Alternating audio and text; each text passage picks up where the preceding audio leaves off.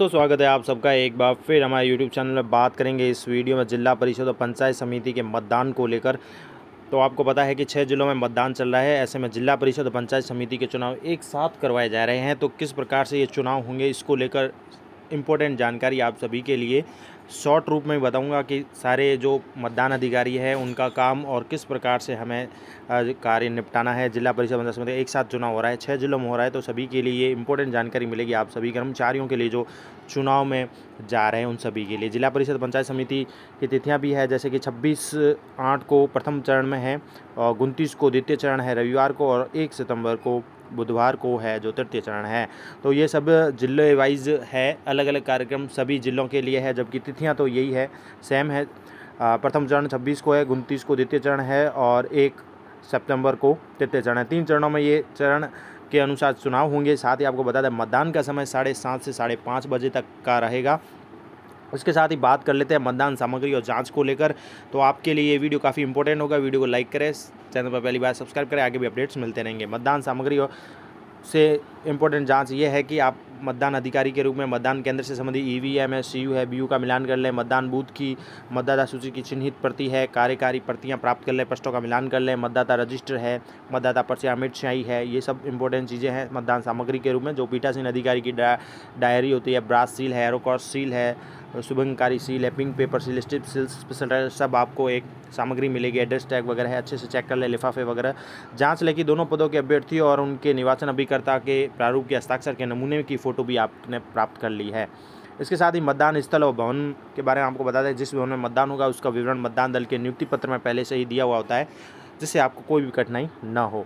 इसके साथ ही इंपॉर्टेंट महत्वपूर्ण बिंदु ध्यान रखने योग्य है। पंचायत समिति चुनाव में आप सभी के कर्मचारियों के लिए कि निर्वाचन अभिकर्ता, मतदान अभिकर्ता व गणन अभिकर्ता से संबंधित महत्वपूर्ण बिंदु ये है कि पंचायत चुनाव में जिला परिषद सदस्य व पंचायत समिति सदस्य के निर्वाचन में उम्मीदवार को एक निर्वाचन अभिकर्ता और प्रत्येक मतदान बूथ में एक मतदान अभिकर्ता, मतदान केंद्र में गणन अभिकर्ता नियुक्त करने का अधिकार है। जिला परिषद सदस्य और पंचायत समिति सदस्य के निर्वाचन के लिए मतदान अभिकर्ता की नियुक्ति तो होगी, लेकिन रिलीवर एजेंट की नियुक्ति का कोई भी प्रावधान नहीं है। इसके साथ ही आपको महत्वपूर्ण बिंदु बता देते हैं, चुनाव से संबंधित आपके लिए काफ़ी हेल्पफुल रहेगा कि दृष्टिबाधित दिव्यांग मतदाताओं के संबंध में सहायता करने में नियम ये है कि लोकसभा विधानसभा चुनाव में पीठासीन अधिकारी जो है दृष्टिबाधित दिव्यांग मतदाताओं को मतपत्रों पर मत अंकित करने में कोई सहायता नहीं करता है। ऐसे मतदाताओं को अपना मत अपने साथी द्वारा अंकित करने का अधिकार है लोकसभा विधानसभा में। लेकिन अभी पंचायती राज चुनाव है तो ऐसे में नियम अलग है। यहाँ पर पीठासीन अधिकारी ही दृष्टिबाधित व दिव्यांग मतदाताओं को मत करने में सहायता देंगे। पंचायत राज संस्थाओं के चुनाव में साथी की सहायता से मत देने का प्रावधान नहीं है, पीठासीन अधिकारी उसकी सहायता करेगा। इसके अलावा महत्वपूर्ण बिंदु है आपके लिए चुनाव से संबंधित, वो है चैलेंज फीस को लेकर के। पंचायत चुनाव में मतदान बूथ पर किसी उम्मीदवार द्वारा, मतदान अभिकर्ता द्वारा या मतदान के पहचान को चैलेंज करने से पहले चैलेंज की फीस जमा करने का कोई प्रावधान नहीं है।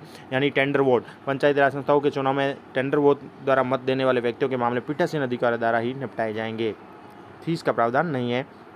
इसके अलावा पीठासीन अधिकारी के क्या क्या कार्य है वो देख लेते हैं कि आपको मतदान मशीन ईवीएम द्वारा मतदान के संबंध में संचालन संबंधी नियम प्रक्रियाओं से भलीभांति अवगत होना है। आपको मतदान मशीन के संचालन में उपलब्ध विभिन्न बटन स्विच क्रियाओं को अच्छे से परिचित होना है, चेक कर लेना है। आपको अपने मतदान दल के सदस्यों से भी परिचित होना चाहिए। आपके पास पीठासीन अधिकारी की नियुक्ति के समय उनसे संपर्क रखना चाहिए। रिटर्निंग ऑफिसर से संबंधित आदेशों को प्राप्त करना है। आपको अपने मतदान बूथ की स्थिति, मतदान बूथ पर आने वाला जो रूट मैप होता है, एक रूट मैप के थ्रू जाना होता है, वो भी स्पष्ट ज्ञान होना चाहिए। आपको पूर्व अभ्यास और प्रशिक्षण कक्षाओं में उपस्थित भी होना चाहिए, जैसा कि आपने प्रशिक्षण लिया होगा। निर्वाचन सामग्री आपको संग्रहित करते समय आपको सुनिश्चित करना है कि समस्त वस्तुएं आपको सौंप दी गई है, जिसमें ईवीएम, सीयू, बीयू, निवेदित मतपत्र है, मतदाता रजिस्टर है, निर्वाचक नामावली की प्रतियां हैं, pink paper seal, strip seal, special tag, सभी प्रकार के लिफाफे, चपड़ी, ये सब होनी जरूरी है। मतदान बूथ पर पहुंचने पर आपको मतदान बूथ की स्थापना के लिए की जाने वाली व्यवस्था में विशेष मतदान की गोपनीयता सुनिश्चित करने के लिए मतदाताओं की पंक्ति बनाने में, बाहरी हस्तक्षेप से मुक्त कराने में कार्रवाई का संचालन का ज्ञान होना चाहिए। मतदान आरंभ होने से पूर्व उपस्थिति मतदान अभिकर्ताओं को संतुष्ट करना होगा कि वोटिंग मशीन जो है इसमें पहले से कोई रिकॉर्ड मत नहीं है। उनको यह भी प्रदर्शित करना होगा मशीन एकदम चालू स्थिति में है और निर्वाचन लड़ने वाले प्रत्येक अभ्यर्थी के लिए कुछ मत रिकॉर्ड करके एक जो मॉक पोल होती है वो भी आयोजित किया जाएगा। सुबह मत इसकी गणना भी की जाकर प्रत्येक पद के चुनाव के लिए अलग अलग मॉक पोल का प्रमाण पत्र भी जारी करना होगा। मॉक पोल आयोजित करने के पश्चात ऐसे मॉक पोल में रिकॉर्ड किए गए मत ईवीएम में क्लियर जरूर किए जाएंगे, ताकि मॉक पोल से संबंधित कोई भी आंकड़े मशीन की मेमोरी में न रहें, ये विशेष ध्यान रखें। इसके बाद मतदान मशीन की कंट्रोल यूनिट के रिजल्ट खंड को आपको special tag, pink paper seal, strip seals लगाकर बंद करना है, इसको सुरक्षित करना है, एड्रेस टैग लगाना है। इसके साथ ही आपको बता दें, निर्वाचक नामावली की चिन्हित प्रति मतदाताओं के रजिस्टर को भी मतदान आरंभ करने से पूर्व मतदान अभिकर्ताओं को प्रदर्शित किया जाएगा। घोषित करना होगा कि पंचायत समिति व जिला परिषद निर्वाचक नामावली की चिन्हित प्रति में डाक मतपत्र के लिए प्रयुक्त किए जाने वाले चिन्हों के अलावा कोई चिन्ह नहीं है। मतदाता रजिस्टर में इसी मतदाता की प्रविष्टि नहीं है। जिला परिषद और पंचायत समिति सदस्य दोनों के चुनाव एक ही मतदाता रजिस्टर और एक ही चिन्हित मतदाता सूची काम में ली जाएगी। ये इंपॉर्टेंट है कि इस बार जिला परिषद और पंचायत समिति चुनाव एक साथ हो रहे हैं, तो दोनों चुनाव के लिए एक ही मतदाता रजिस्टर रहेगा और एक ही चिन्हित मतदाता सूची काम में ली जाएगी।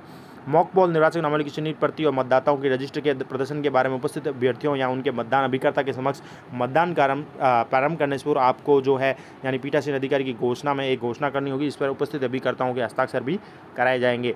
निर्वाचक नामावली की पहचान प्रथम मतदान अधिकारी द्वारा की जाएगी और इसके लिए दस्तावेज भी तय किए गए हैं, जिसमें एपिक कार्ड उपलब्ध नहीं होने पर निम्न दस्तावेज भी प्रयोग किए जा सकते, जैसे आधार कार्ड, पासपोर्ट, ड्राइविंग लाइसेंस, आयकर पहचान, नरेगा जॉब कार्ड, सांसद विधानसभा सदस्य को जारी होने वाले पहचान कार्ड, किसी सरकार के द्वारा जारी, कंपनी द्वारा जारी कर्मचारियों को फोटोयुक्त पहचान पत्र, श्रम मंत्रालय द्वारा जारी किया गया कोई बीमा योजना का स्मार्ट कार्ड वगैरह हो सकता है। किसी निर्वाचक की पहचान हो जाने के तुरंत पश्चात मतदाता सूची में उसके नाम के नीचे अंडरलाइन करनी है प्रथम मतदान अधिकारी को, और महिला मतदाता के बाईं तरफ टिक लगाना है। यदि मतदाता थर्ड जेंडर है तो उसके स्टार का मार्क लगाना है, और दृष्टिबाधित मतदाता होता है तो उनको पीठासीन अधिकारी की सहायता से मतदान करवाना है। ऐसे मतदाता के लिए डबल 1 अंकित किया जाएगा। साथ ही मतदाता रजिस्टर प्रारूप 12 में 4 अभियुक्तों में मतदाता की सहायता के कारण दिव्यांग या दृष्टिबाधित भी अंकित करना है टिप्पणी में। इसके अलावा निर्वाचक की क्रम संख्या नाम नहीं जो निर्वाचक नामावली की चिन्हित प्रति दी गई को मतदाता रजिस्टर प्रारूप 12 में नोट किया जाना चाहिए। मत रिकॉर्ड करने की अनुमति से पूर्व निर्वाचक के हस्ताक्षर अंगूठा निशान प्रारूप 12 जो रजिस्टर है उसमें लेना चाहिए। यदि कोई निर्वाचक मतदाता रजिस्टर में अपने हस्ताक्षर अंगूठा निशान देने से मना करता है तो उसे मत देने की अनुमति नहीं दी जाएगी। निर्वाचक के हस्ताक्षर अंगूठा निशान मतदाता रजिस्टर में कराने के पश्चात ये PO2 का काम है। ऐसे क्रम संख्या प्रदर्शित करते हुए मतदाता पर्चियाँ यानी जिला परिषद और पंचायत समिति सदस्य दोनों के लिए परिशिष्ट 13 में दी गई है की जाएगी, जिसमें संबंधित प्रविष्ट मतदाता रजिस्टर से की जाएगी। निर्वाचकों को मतदाता रजिस्टर में प्रविष्ट मतदाता पर्चियों के आधार पर क्रम अनुसार वोटिंग मशीन में उनके मत रिकॉर्ड करने की अनुमति दी जाएगी। यदि आप मानते हैं कि किसी मतदाता की न्यूनतम आयु 18 वर्ष से काफ़ी कम है तो आप उसकी पहचान जो है निर्वाचक नामावली उसका नामान सम्मिलित होने के तथ्य से संतुष्ट है तो आप उसकी आयु के संबंध में एक घोषणा भी करवा सकते हैं। यदि कोई आकस्मिक अप्रत्याशित घटना हो जाए और पीठासीन अधिकारी की डायरी में अंकित करना आवश्यक हो तो उसको तत्समय उसका विवरण पीठासीन अधिकारी डायरी में लिखना चाहिए। जिला परिषद सदस्य, पंचायत समिति सदस्य का चुनाव एक साथ होने के कारण पीठासीन अधिकारी की डायरी एक ही होगी। इसमें दोनों चुनाव से संबंधित घटनाएं अंकित करनी होगी। आपको मतदान शांतिपूर्वक और निर्बाध संचालन के लिए मतदान बूथ की कार्रवाई को नियमित करना होगा और आपको अपना व्यवहार कुशल, स्थिर और तटस्थ रहना चाहिए।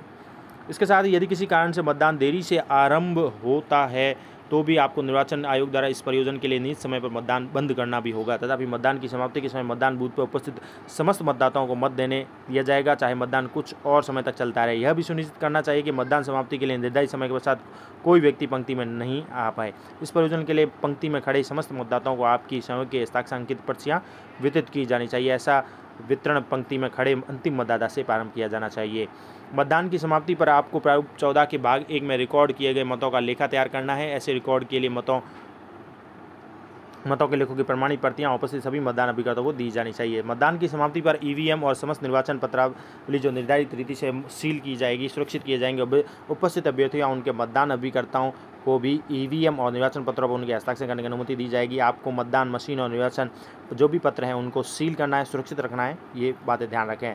मतदान दल में पीठासीन अधिकारी के साथ 4 सहायक मतदान अधिकारी भी नियुक्त होते हैं। विशेष परिस्थिति में अपर्यायी कारणों से पीठासीन अधिकारी के अनुपस्थित रहने पर प्रथम सहायक मतदान अधिकारी को पीठासीन अधिकारी के कर्तव्य का निर्वहन करना पड़ता है। अब ये लेआउट दिया गया है, आपको मॉडल लेआउट है, इस हिसाब से आपको अपना वोटिंग कंपार्टमेंट कह सकते हैं मतदान बूथ तैयार करना है। मैं आपको बता देता हूँ इसमें जैसा कि गाइडलाइन दी गई है कि ये PO फर्स्ट, ये PO2 बैठेगा यानी पोलिंग ऑफिसर फर्स्ट और सेकंड, उसके पीछे ही एक पंचायत समिति का अभिकर्ता कह सकता है एजेंट और एक जिला परिषद का एजेंट पीछे बैठेगा PO2 के पीछे, और यहाँ आ जाएगा जिला परिषद मेंबर इलेक्शन के लिए कंट्रोल यूनिट के लिए पोलिंग ऑफिसर 3 यहाँ बैठेगा, उसके पास कंट्रोल यूनिट रहेगी और यहाँ फिर वोटिंग कंपार्टमेंट रहेगा जिला परिषद के लिए। फिर यहाँ से वोट डाल के आगे बढ़ेगा तो यहाँ पोलिंग ऑफिसर 4 बैठेगा, इसके पास भी कंट्रोल यूनिट होगी पंचायत समिति की, तो वो आगे बढ़ेगा, यहाँ पर वो वोट देगा वोटिंग कंपार्टमेंट पंचायत समिति में और यहाँ से फिर वो बाहर निकलेगा। और हमारे जो प्रेसिडेंट कह सकते हैं PRO साहब, वो यहाँ बैठेंगे बाहर, ताकि जो भी मतदान करने वाले कर्मचारी है वो यहाँ से निकलेगा, वो उनकी नज़र में रहे और यहाँ से एग्ज़िट हो जाएगा जो भी मतदान करने वाले हैं हमारे मतदाता। तो इस प्रकार से ये आपको लेआउट भी तैयार करना है, इस हिसाब से आपको लेआउट तैयार करना है, ताकि लेआउट में ये लेआउट रहेगा मॉडल लेआउट, इसके अनुसार आपको अपनी सीटिंग व्यवस्था बनानी है मतदान कह सकते हैं केंद्र के ऊपर, क्योंकि दोनों साथ में हैं पंचायत समिति और जिला परिषद के। अब आगे बढ़ेंगे और भी इंपॉर्टेंट जानकारी आपको दे देता हूं शॉर्ट में। प्रथम मतदान अधिकारी चिन्हित मतदाता सूची का प्रभारी होगा, मतदाता की पहचान करने के लिए उत्तरदायी होगा और इसके अलावा उसके पास फ़ोटो दस्तावेज के आधार पर मतदाता की पहचान सुनिश्चित करेगा। मतदाता की बाईं तर्जनी में अमिट शाही का कोई निशान तो नहीं है। इसके पास नामावली की चिन्हित प्रति होगी जिसमें वे डिलीटेड दर्शित होंगे, जिनके नाम हटाए गए उनके नामों की सूची अंकित है। पहचान हो जाने पर यह मतदान अधिकारी मतदाता की प्रविष्टि के समस्त विवरण को जोर से बोलेगा, जिससे द्वितीय मतदान अधिकारी पीछे बैठे हुए पोलिंग एजेंट भी सुन सकें। मतदान अभिकर्ता यदि चाहे तो इस वक्त पहचान के लिए ऐतराज़ उठा सकते हैं। पहचान हो जाने के तुरंत बाद यह अधिकारी प्रत्येक ऐसे मतदाता के नाम के नीचे अंडरलाइन खींच देगा। महिला मतदाता है तो टिक लगा देगा बाईं ओर, और यदि मतदाता थर्ड जेंडर है तो स्टार लगा देगा। इसके अलावा मतदान बूथ पर बैठे मतदान अभिकर्ता उम्मीदवार निर्वाचन अभिकर्ता यदि चाहे तो इस स्टेज पर किसी भी मतदाता की पहचान को चुनौती दे सकते हैं, यानी अभिकर्ता, उसके बाद नहीं होगा। PO फर्स्ट के सामने वो ऑब्जेक्शन ले सकते हैं, उसके बाद नहीं होगा। चुनौती चैलेंज होने के बाद ये सारी कार्रवाई जो है प्रेसिडिंग ऑफिसर हमारे पीठासीन अधिकारी द्वारा की जाएगी। पहचान स्थापित हो जाने के बाद वो द्वितीय मतदान अधिकारी पास चला जाएगा, जो भी मतदान करने वाला है व्यक्ति। मतदान बूथ पर बैठे मतदान अभिकर्ता उम्मीदवार निर्वाचन अभिकर्ता चाहे तो इस स्टेज पर मतदाता की पहचान की चुनौती दे सकते हैं, ये हो गया। इसके बाद द्वितीय मतदान अधिकारी जो हमारा सेकंड ऑफिसर है उसके कार्य देख लेते हैं। मतदान अधिकारी द्वारा रजिस्टर अमिट शाही का प्रभारी होगा। इसके पास निम्न की सामग्री जैसे कि उसके पास एक शाही की CC रहेगी, उसके पास रजिस्टर रहेगा, मतदाता निर्वाचक नामावली की वर्किंग कॉपी, कार्यकारी प्रति रहेगी, बॉल पेन, स्टैम्प पैड, गीले कपड़े का टुकड़ा है, मतदाता पर्चियाँ जिस पर निर्वाचन करवाया जा रहा है उसके अनुसार होगी। और यहाँ पर ध्यान दें 2 तरह की पर्चियाँ हैं। जिला परिषद के लिए येलो रंग की है, जिला परिषद के लिए पीले रंग की पर्ची, उसे 2 पर्चियाँ जारी करनी है एक व्यक्ति को। पंचायत समिति सदस्य के लिए नीले ब्लू रंग की पर्ची है, ये ध्यान रखें। ऐसे प्रथम मतदान अधिकारी द्वारा जो वार्ड संख्या या क्रम संख्या ऊंची आवाज़ बोलता है, उसी समय द्वितीय मतदान अधिकारी जो है मतदाता की बाईं तर्जनी को देखा उस पर अमिट शाही है या नहीं। उसके पश्चात मतदाता की बाईं हाथ की तर्जनी अंगूठी के पास वाली जो पहली अंगूठी उस पर नक के बिल्कुल ऊपर की कोमल चमड़ी पर नक को छूते हुए लंबी या कह सकते हैं शाही लगाएगा अमिट शाही। अब ये आता है EVM बॉक्स, कैरिंग बॉक्स को लेकर देते हैं, ये इस मशीनों को खोलने का तरीका वगैरह है। मैं ज़्यादा लंबा नहीं लूँगा, शॉर्ट में ही बता रहा हूँ जैसे से इम्पोर्टेंट। ये तो आप मशीन देख लेंगे किस हिसाब से चालू करना है, ठीक है। मशीन को अच्छे से चेक कर ले, कंट्रोल यूनिट के वगैरह भाग है। और सबसे इम्पोर्टेंट ये वाला देख लेते हैं, क्योंकि ये मॉक पोल में ज़रूर काम आता है कि क्लोज बटन ये है, रिजल्ट बटन और क्लियर CRC प्रोसेस सबसे इम्पोर्टेंट होता है जब हम मॉक पोल करते हैं उस समय, ताकि किसी भी प्रकार की कोई दिक्कत ना आए। तो उसके पश्चात इसको सील करना पड़ता है। कंट्रोल यूनिट के भी ये सूचनाएं प्रदर्शित होती है। पीठासीन अधिकारी द्वारा मॉक पोल देख लेते हैं। अब हम मतदान यानी किया जाएगा तो मतदान आरंभ होने से 1 घंटे पूर्व किया जाएगा, एक मॉक पोल किया जाता है। उस समय यदि कोई भी मतदान अभिकर्ता उपस्थित नहीं है या केवल एक ही मतदान अभिकर्ता उपस्थित है तो पीठासीन अधिकारी 15 मिनट तक अन्य मतदान अभिकर्ता का इंतजार कर सकता है। और पीठासीन अधिकारी बनावटी मतदान की कार्रवाई करने के उपरांत एक प्रमाण पत्र भी देगा जिसमें उपस्थित मतदान अभिकर्ता को हस्ताक्षर किए जाएंगे। मतदान के दौरान मशीन खराबी के कारण यदि पूरा सेट बदला जाता है तो उसमें भी बनावटी मतदान की प्रक्रिया पूरी की जाएगी, यानी मॉक पोल करना जरूरी है अगर मशीन ख़राब भी हो जाती है। ये मॉक पोल का प्रोसेस है, आप देख लीजिए। नमूने मतदान में काम लेके बटनों का क्रम रहेगा। ये मशीन है, मशीन के अंदर जो सबसे इम्पोर्टेंट बटन है मॉक पोल के अंदर, सबसे पहले जैसे बैलेट जारी करना, यानी बैलेट जारी करेंगे तो वो वोट देगा। सभी जो भी खड़े हैं कैंडिडेट्स उनको एक एक करके वोट दीजिए। फिर हमें करना है क्लोज करने के बाद देखना है रिज़ल्ट, और रिज़ल्ट के बाद करना है ना क्लियर, यानी CRC प्रोसेस फॉलो करना। ये मॉक पोल है, नमूने मतदान में काम लेके बटनों का क्रम है 1 2 3 4, इस प्रकार से मतदान करना है। नमूने मतदान में काम लिए गए बटनों को एक बार फिर से देख लीजिए आप। पहले भी चालू करें मशीन तो भी पहले क्लियर करके ही करें, फिर बैलेट जारी करें। फिर बैलेट जारी करने के पश्चात हम वोटिंग देंगे, मशीन से वोट करेंगे सभी कैंडिडेट्स को उसके पश्चात उसको क्लोज़ करना है, फिर उनका रिज़ल्ट देखना है, फिर उसको क्लियर करना है और एक बार नमूने मतदान में लास्ट में स्विच ऑफ कर देना है CU को और फिर इसको सील कर देना है। जो भी पिंक पेपर वगैरह सील वगैरह ला के ये नमूने मतदान में आपके लिए काम आएगा। इसके पश्चात ये मॉक पोल के लिए EVM को सील करने का भी प्रोसेस दिया गया है। क्लियर करके स्विच ऑफ करके आप जो है सील कर सकते हैं EVM को।